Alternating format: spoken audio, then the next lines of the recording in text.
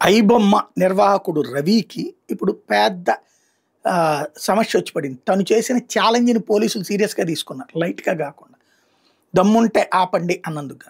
ఐబొమ్మ రవి ఇంటి పేరు ఐ అంట. అందుకనినే ఐ అని పెట్టుకున్నాడట. ఐబొమ్మ అని పెట్టుకున్నాడు. అంటే తన ఇంటి పేరుతో బొమ్మ సృష్టించాడు. పబ్లిక్‌లో అయితే అతని మీద నెగెటివ్ ఉన్నవాళ్ళు తక్కువ. అదే సందర్భంలో ఎందుకు అంటే వందలు వేల రూపాయలు సినిమా థియేటర్లు ఇప్పుడు పొలిటీషియన్లను కూడా గ్రిప్‌లో పెట్టుకుని, ప్రభుత్వాన్ని కూడా గ్రిప్‌లో పెట్టుకుని, వాళ్ళకి కావాల్సిన రేట్లు టికెట్లు అమ్ముతున్నారు. అభిమానాన్ని క్యాష్ చేసుకుంటున్నారు సినిమా వాళ్ళు. అట్లాంటి టైంలో ఇదే ఆల్టర్నేటివ్ అని భావించే వాళ్ళ సంఖ్య ఎక్కువగానే ఉంది. అయితే ఐబొమ్మ రవిని తాజాగా అరెస్ట్ చేసిన తర్వాత అతని చేతులతోనే అది ఓపెన్ చేయించి అతని వెబ్‌సైట్‌లు, అతనికి సంబంధించినటువంటి ఛానల్‌ని మొత్తాన్ని బంద్ చేయించడం ద్వారా ఇక అతను ఏమీ చేయలేని పరిస్థితి సృష్టించారు. తద్వారా సరికొత్త సంచలనాన్ని పోలీసులు నమోదు చేయగలిగారు.